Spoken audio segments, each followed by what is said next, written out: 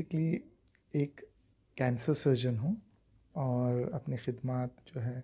मैं पथरा हॉस्पिटल में और मूलचंद हॉस्पिटल में as a director cancer surgery में दे रहा हूँ। मेरा जो एजुकेशन वगैरह जो है वो अल-अमीन मेडिकल कॉलेज से हुआ, जहाँ से मैंने यूजी पीजी की और मैंने कैंसर की ट्रेनिंग जो है वो एम्स से हासिल की और एडवांस ट्रेनिंग जो है नेशनल कैंसर सेंटर जापान से मैंने हासिल किया है। और इसी तरह से क्योंकि मैं कर्नाटका से आता हूँ, अपने माँ बाप को देखने के लिए हफ्ते में मंथ में कम से कम 1 से 2 बार जाता हूँ, तो वो उसी तरह से क्योंकि मेरे वहाँ की भी खिदमत होनी चाहिए तो वहाँ पे भी मैं और मेरा जो बैकग्राउंड है, मैं वैसे एक गांव से ताल्लुक़ रखता हूँ कर्नाटका में, तिम्मापुर जो यादगिरी डिस्ट्रिक्ट में, जो पहले गुलबर्गा डिस्ट्रिक्ट में हुआ। एक मिसाल मैं खुद हूँ कि गांव से निकल के आज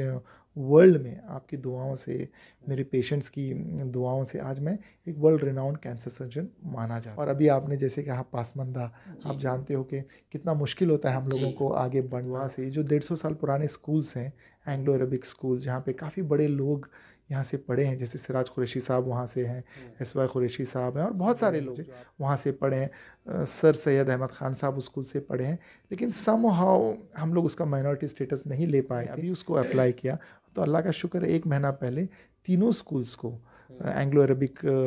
school, model school, Shafiq memorial school, इन सब को वो माइनॉरिटी स्टेटस मिल गया है। जैसे कि पहले सर सैयद अहमद ख़ान साहब को बोला गया कि आप जो है ब्रिटिश के एजेंट हो, उसी तरह मुझे भी तोहमत लगाया जाता है कि भाई आप आरएसएस के, आप बीजेपी के ये हो या आप इस तरह के काम करते हैं। मुझे बुरा नहीं लगता है क्योंकि मुझे पता है कि मैं जो कर रहा हूँ वो अपने लिए नहीं, अपनी कम्युनिटी के लिए, अपनी सोसाइटी के लिए मैं कर। जो भी गवर्नमेंट पहले थी, आज है या आगे रहेगी, मैं उनसे काम करते आया हूँ और मैं अपने ताल्लुक़ात, क्योंकि मेरे हर एक के साथ है, हर एक पार्टी के साथ है, हर एक इंसान के साथ है, तो बहुत सारे गलतफहमियाँ लोगों को है, तो इसलिए मैंने ये बात को हाँ ज़रूर मैं मुस्लिम मंच से जुड़ा हुआ हूँ। मुस्लिम मंच का जो मेन मोटिव और ये है कि जो उसके जो बायलॉज़ हैं या जो उसके साथ हैं, तो उसका एक दो बहुत more important India Islamic culture centre के, वो सब एक इंस्टीट्यूट है अपने आप में और अल्लाह ने मुझे चुना है कि मैं इस इलेक्शन में लड़ूं और अगर इंशाल्लाह उनकी दुआएं रहेंगी, उनके ब्लेसिंग्स रहेंगे, उनका हाथ मेरे सर पे रहेगा और मेरी नेक नियति को वो समझेंगे और इंशाल्लाह जो मैं ब्रिज का काम करना चाहता हूँ अपने लिए नहीं, अपने नज़र आया तो मुझे ये खींच के लाया। मुझे इंडिया इस्लामिक कल्चर सेंटर की मोहब्बत मुझे वहाँ पे खींच के लाई है और वहाँ के मेम्बरान जो हैं उनको देख के मैं वहाँ पे आया हूँ। जो एक वक़ार है इंडिया इस्लामिक कल्चर सेंटर को, मैं उसके एक नेक्स्ट लेवल पे ले जा सकता हूँ। और जो इस तरह की जो इंडिया इस्लामिक कल्चर सेंटर की जो आज की जो हालात है, जब मैं वहाँ पे लास्ट में देखा पिछले 1.5 साल में वहाँ के जो हालात हो गए हैं और वहाँ पे जो है एक ऑब्जर्वर आके आपने खुद भी पहले ही जिक्र कर दिया इसका कि जो लोग आपके ऊपर इल्ज़ाम लगा रहे हैं, कैसे सामना करेंगे और क्या जवाब देना चाहेंगे जो लोग इस चीज़ को कर रहे हैं? देखिए, मैं देने के लिए तो बड़ा स्ट्रेट फॉरवर्ड जवाब देना चाहता हूँ क्योंकि मैं अपने हुज़ूर सल्लल्लाहु अलैहि वसल्लम को फॉलो करता हूँ, जिनका कहना था कि जो मुल्क की जो हुकूमत होती है उसके साथ आपको चलना फैलाया जा रहा है। जो मेरे बारे में जो नेगेटिविटी की जा रही है, मेरी जो इंडिया इस्लामिक कल्चर सेंटर के मेंबर्स हैं वो बहुत अच्छी तरह से जानते हैं। मेरे पे गंद डालेंगे, ये मुझे यहाँ तक कहेंगे कि आरएसएस का मैं एजेंट हूँ, ये यहाँ तक कहेंगे कि इस्लाम ख़तरे में, इंडिया इस्लामिक कल्चर सेंटर ख़तरे में। मेरा खुदा जानता है कि ये मेरा हिंदुस्तान है, ये मेरा अपना हिंदुस्तान है, मेरे अपने कॉन्स्टिट्यूशनल राइट्स है जो मुझे प्रोटेक्ट करते हैं।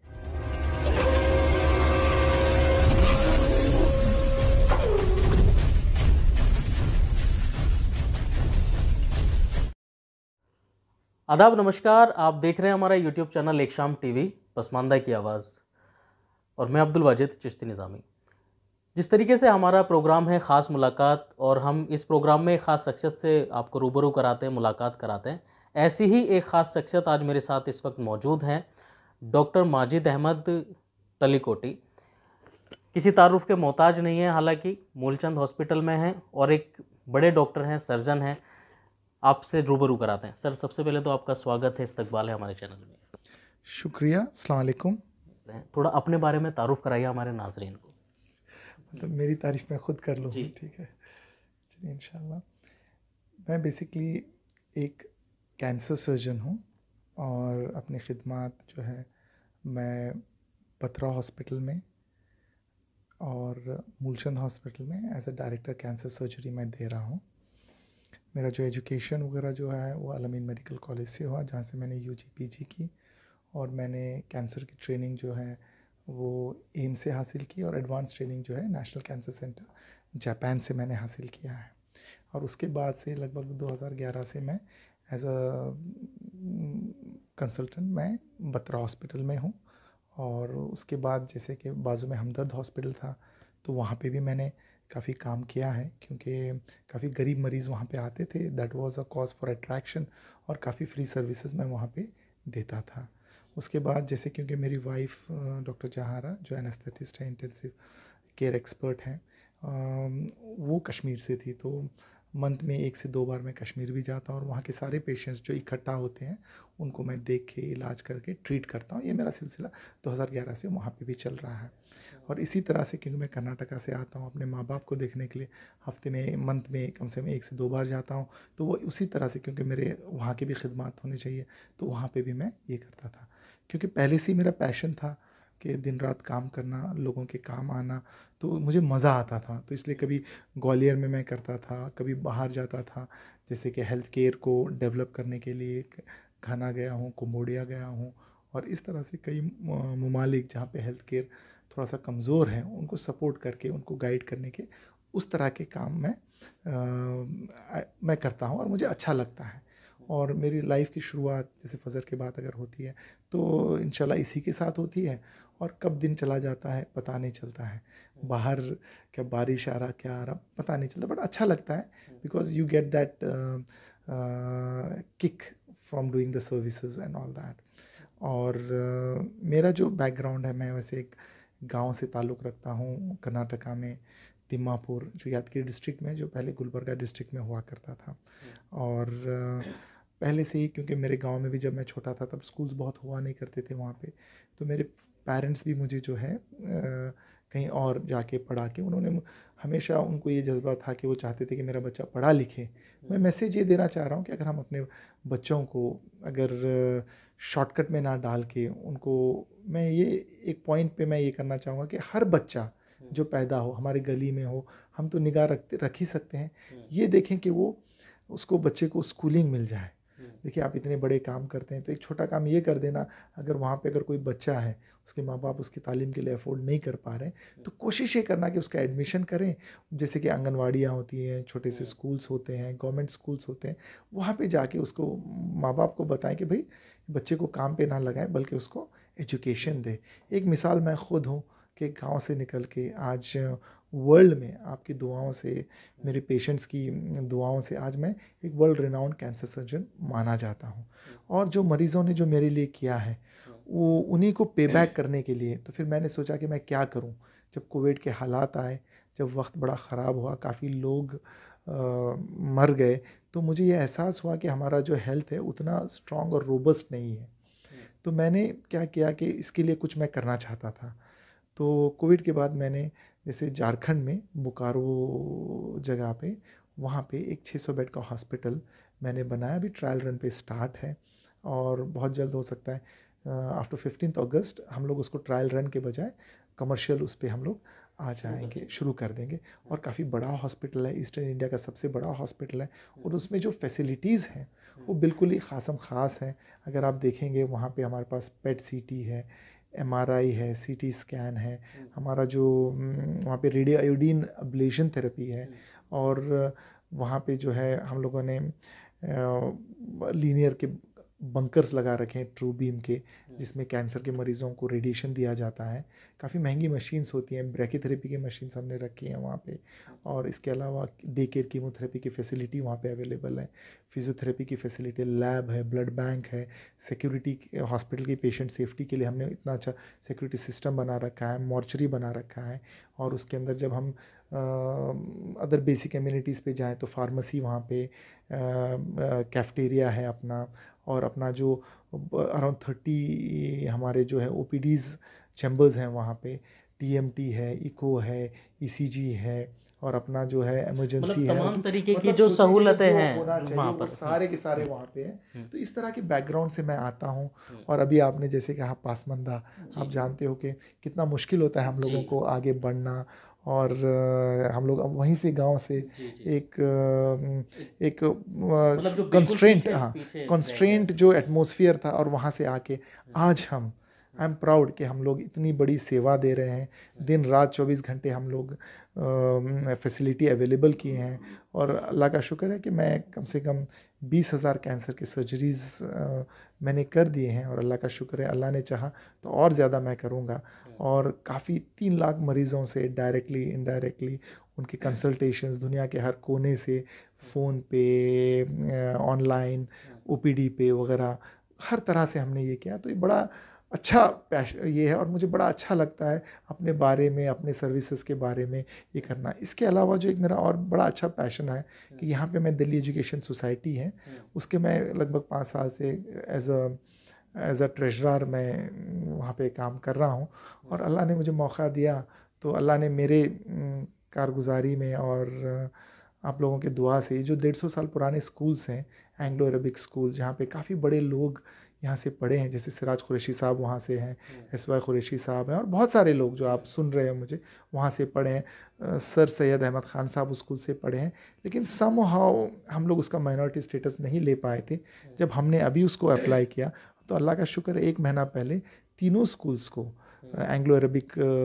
School, model school, Shafiq memorial school, इन सब को माइनॉरिटी स्टेटस मिल गया है। तो ये बात तो मुझे लगती है कि अगर हम लोग अच्छे अपने ताल्लुकात रखते हैं और अपने गेट्स ओपन रखते हैं और ब्रिज बनते हैं, तो जो ऐसे ऐसे काम आसानी से हो जाते हैं। अब जैसे कि बहुत सारे इंस्टीट्यूट्स के माइनॉरिटी स्टेटस का, एएमयू का है, जामिया का, और ये पहले से हमारे पास, और इंशाल्लाह ये हमारा रहेगा।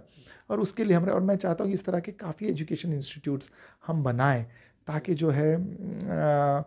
अच्छे से हमारी जो कौम है वो आगे बढ़े। और आप देखिए, सर सैयद अहमद ख़ान साहब हैं, मुमताज़ अहमद ख़ान साहब हैं, ये सारे लेजेंड्स रहे हैं एजुकेशन के फील्ड में। मुस्लिम्स को आगे बढ़ाने के लिए, कम्युनिटी को आगे बढ़ाने के लिए, हर एक हिंदुस्तानी को एजुकेशन देने के लिए। तो मैं भी उनसे कुछ चुरा के, उनसे सीख के मैं भी चाहता हूँ। लेकिन कई बार बहुत सारी चीज़ें होती हैं, जैसे कि पहले सर सैयद अहमद ख़ान साहब को बोला गया कि आप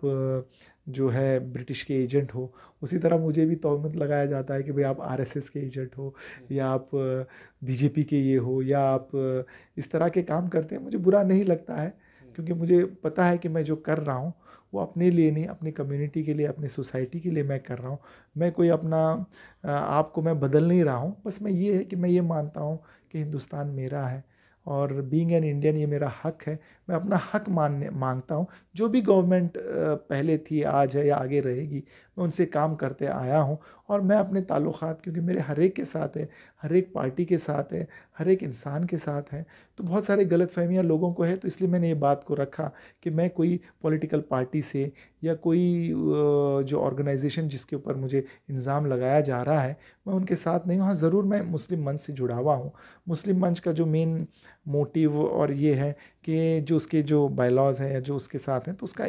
दो बहुत मोस्ट इंपॉर्टेंट मुद्दे हैं कि मुस्लिम्स को मेन स्ट्रीम में लाना, नंबर 2 इंटरफेथ डायलॉग करना, कि कम्युनिटीज़ के बीच में है ना कोई कश्मकश्मी या गर्मा गर्मी या कुछ हाथापाई या कुछ उनका हक कॉम्प्रोमाइज़ ना हो। तो उसके लिए मैं हूँ। और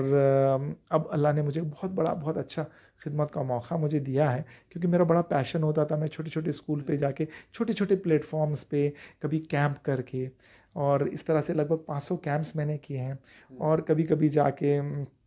टॉक्स देना, मोटिवेट करना, हेल्थ के लिए, एजुकेशन के लिए। अब अल्लाह ने मुझे इतना बड़ा प्लेटफॉर्म दिया है कि मैं ऑनरेबल मेंबर्स जो इंडिया इस्लामिक कल्चर सेंटर के, वो सब एक इंस्टीट्यूट है अपने आप में, और अल्लाह ने मुझे चुना है कि मैं इस इलेक्शन में लड़ूं। और अगर इंशाल्लाह उनकी दुआएं रहेंगी, उनके ब्लेसिंग्स रहेंगे, उनका हाथ मेरे सर पे रहेगा, और मेरी नेक नियति को वो समझेंगे, और इंशाल्लाह जो मैं ब्रिज का काम करना चाहता हूँ, अपने लिए नहीं, अपने कौम के लिए जो कि पिछड़े रह गई है, जैसे हम लोग रह गए हैं उसी तरह से कौम भी पीछे रह गई है, और वो कैसे आगे बढ़े, कैसे उनके इंस्टीट्यूशंस बने, कैसे उनके इंस्टीट्यूशंस सेफ़ रहें, कैसे उनको हक मिले। आज से जब 25 साल बाद मैं जब अपनी कौम को देखूं, कम्युनिटी को देखूं, सोसाइटी को देखूं, हर एक पढ़ा लिखा हो, हर एक के सर पे छत हो, हर एक को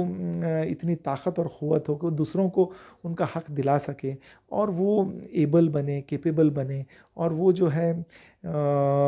अपने आप में एक इंस्टीट्यूट बने, जैसे हमारे इंडियन इस्लामिक कल्चर सेंटर के मेंबर्स एक इंस्टीट्यूशन है, एक पल्स बने, और वो ना कि बल्कि अपनी कम्युनिटी को, कंट्री को लेके आगे बढ़े। तो ये मेरी छोटी सी मेरी कहानी है, और इंशाल्लाह अल्लाह ने चाहा तो ये बड़ा प्लेटफॉर्म जो अल्लाह मुझे दे रहा है, मैं सोचता हूँ कि अगर अल्लाह ने, और जो मेरे मेंबर्स की दुआएं रहेगी, उनका अगर हाथ मेरे सर पे रहेगा और इंशाल्लाह मुझे खिदमत का मौका मिलेगा, तो उनके गाइडेंस में मैं इस कारवां को आगे बढ़ाना करूँगा, और एक बहुत बड़े लेवल पे मैं इसको करना चाहूँगा। जो मेरा खिदमत का एक जो जज्बा है, जो पैशन है 24/7, मुझे पता है जहाँ जहाँ खिदमत का मौका मिलता है, पैशन का मौका मिलता है, मेरे पास टाइम भी आ जाता है, और मेरे पास हिम्मत भी आ जाती है, मेरे पास ताकत भी आ जाती है। मैं वही हिम्मत और ताकत और क़ुव्वत के साथ मैं बढ़ना चाहता हूँ, और अपने हक़ के लिए, अपने कम्युनिटी के हक़ के लिए, अपने कंट्री के हक़ के लिए मैं खड़ा रहूँ। देखिए, ये तफसीर से जो है आपने बता भी दिया, अपना तारुफ भी कराया, और जो करते चले आ रहे हैं, अपनी खिदमत को अंजाम देते चले आ रहे हैं वो भी बताया, और आगे मुस्तकबिल में क्या करना चाहते हैं वो भी बताया। इसमें ख़ास बात यही है कि अभी जैसे तमाम इदारों में रह कर के आप खिदमत को अंजाम दे रहे हैं, एजुकेशन पे काम कर रहे हैं, कैंसर का बताया आपने, कैंसर के लिए काफ़ी काम किया है, कैंप लगाए हैं, कोरोना वायरस के जब दौर चल रहा था उसमें भी काफ़ी सारी जो है सहूलतें और सुविधाएं लोगों को दी कैंप लगा करके। अब ऐसे में आज मौजूदा वक्त में अभी एक जो सबसे बड़ा इदारा है मुल्क का, इंडिया इस्लामिक कल्चर सेंटर, उसमें इलेक्शन का माहौल चल रहा है, अगले महीने इलेक्शन होने हैं, करीब 7 पैनल जो हैं उसमें प्रेसिडेंट की दावेदारी कर रहे हैं।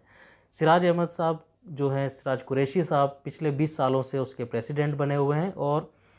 आप उन्हीं के पैनल से हैं और प्रेसिडेंट के तौर पर वहाँ पर इलेक्शन लड़ रहे हैं, कैंडिडेट हैं। सबसे जो सवाल है सर डॉक्टर साहब, आपको ख्याल ही कैसा है कि मतलब इंडिया इस्लामिक कल्चर सेंटर में ही जा कर के आप ये खिदमत को अंजाम और बेहतर कर सकते हैं? सर देखिए, मैं क्योंकि जो मैंने अपने हॉस्पिटल का जो प्रोजेक्ट किया था, वो मैं इंडिया इस्लामिक कल्चर सेंटर से में रह के बहुत सारी मीटिंग्स की, वो की, तो मेरा बड़ा आना जाना होता था। तो बहुत अभी अभी मैं मेंबर बना हूँ वहाँ का, लेकिन जब आना जाता, किसी से आपको अफेक्शन होती है, आपको किसी चीज़ से मोहब्बत हो जाती है, तो जहाँ के मैं मेंबर्स देखता था, जो भी अच्छे नोबल लोग हैं,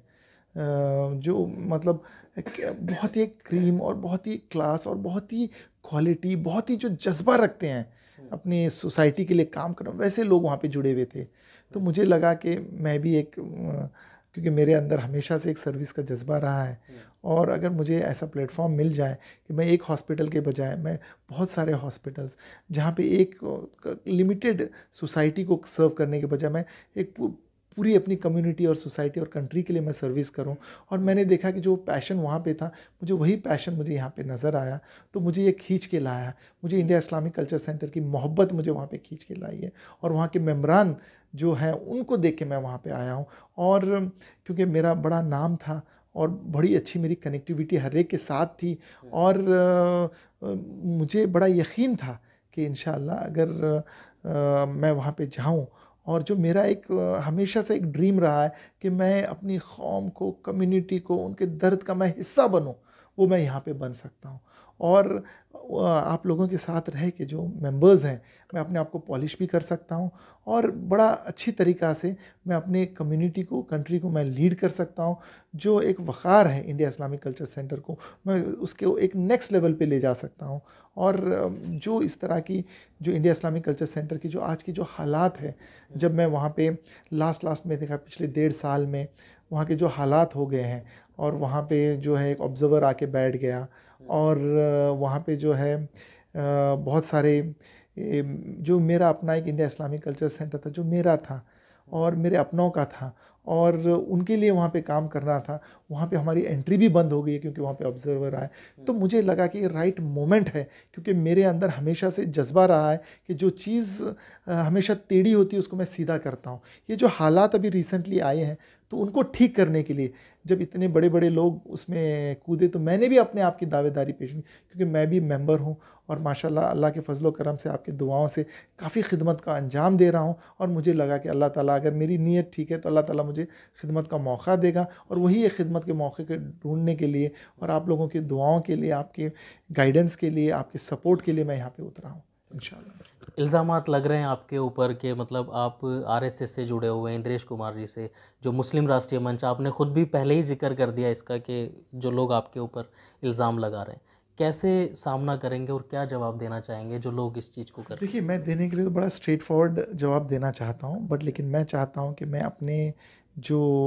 अपनी कौम के लिए, अपनी कम्युनिटी के लिए मैं अपना दरवाज़ा ना कि सिर्फ़ कोई पॉलिटिकल पार्टी से, बल्कि हर एक पॉलिटिकल पार्टी से मैं खुला रख सकता हूँ। मैं साफ़ इनकार करके मैं अपने दरवाज़े, अपनी जो कौम की तरक्की के जो एक ब्रिज जो मैं क़ायम करना चाह रहा हूँ, उसको मैं ये नहीं करूँगा। और मैंने आपको पहले भी बता दिया है कि अगर मुझसे साफ़ पूछोगे कि आप मैं मेंबर हूँ, मैं मेंबर नहीं हूँ। अगर आप मुझे साफ़ पूछोगे कोई पॉलिटिकल पार्टी जो अभी पावर में, आप उसको सपोर्ट करते हो नहीं करते हो, तो मैं देखो ये करता हूँ, मैं सोशल पर्सन। मैं हमेशा नोबल कॉज़ के लिए मैं हमेशा रहा हूँ। और जो भी गवर्नमेंट पावर में आती है, क्योंकि मैं नहीं चाहता कि मेरा एक स्टेटमेंट मेरी कम्युनिटी को पीछे ले जाए। मैं नहीं चाहता कि मेरी एक गलती और मेरा एक रॉन्ग स्टेटमेंट रिकॉर्ड हो जाए और मेरी कम्युनिटी के जो काम अगले 5 साल के जो हमारी गवर्नमेंट के साथ चलने वाले हैं, हमारी गवर्नमेंट के साथ मिल के करना है। क्योंकि मैं अपने हुज़ूर सल्लल्लाहु अलैहि वसल्लम को फॉलो करता हूँ, जिनका कहना था कि जो मुल्क की जो हुकूमत होती है उसके साथ आपको चलना है,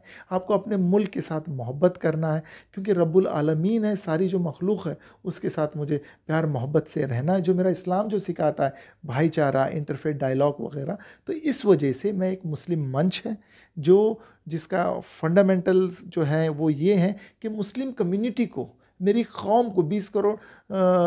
जो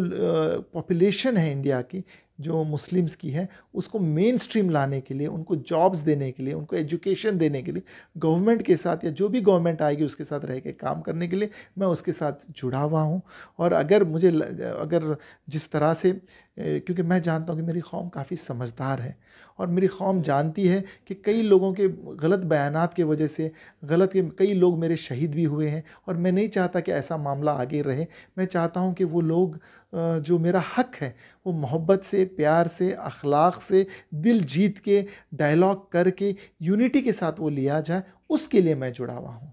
और मेरी जो एज अ डॉक्टर अगर देखा जाए तो कोई स्पेसिफिक ही नहीं, मेरे तो हर एक के साथ कनेक्शन है, क्योंकि मैं हर एक की खिदमत करता हूँ, उनके घर जाके मैं उनको इलाज करता हूँ। तो मुझे उम्मीद है ये जो भ्रम फैलाया जा रहा है, जो मेरे बारे में जो नेगेटिविटी की जा रही है, मेरी जो इंडिया इस्लामिक कल्चर सेंटर के मेंबर्स हैं वो बहुत अच्छी तरह से जानते हैं और ये मेरे पे गंद डालेंगे। ये मुझे यहाँ तक कहेंगे कि आरएसएस का मैं एजेंट हूँ, ये यहाँ तक कहेंगे कि इस्लाम ख़तरे में, इंडिया इस्लामिक कल्चर सेंटर ख़तरे में। मेरा खुदा जानता है कि ये मेरा हिंदुस्तान है, ये मेरा अपना हिंदुस्तान है, मेरे अपने कॉन्स्टिट्यूशनल राइट्स है जो मुझे प्रोटेक्ट करते हैं। और मैं जब सबके साथ अच्छे कनेक्टिविटी के साथ जाऊंगा, मैं तरक्की की बात करूंगा देश की, मुझे नहीं लगता कि कोई मेरे ख़िलाफ़ जाएगा, मेरे कौम के ख़िलाफ़ जाएगा, उनके ऊपर कोई गलत इल्ज़ामात लगाएगा। और जो मसले मसाइल दिन ब दिन आ रहे हैं, मैं चाहता हूं कि देखो हमारे जो मेन मसले मसाइल हैं मेजॉरिटी के साथ हैं, जो बड़ी कम्युनिटी है उसके साथ है, हमारे जो मसले मसाले हैं वो आरएसएस के साथ हैं। मैं चाहता हूं उनके साथ बैठ के,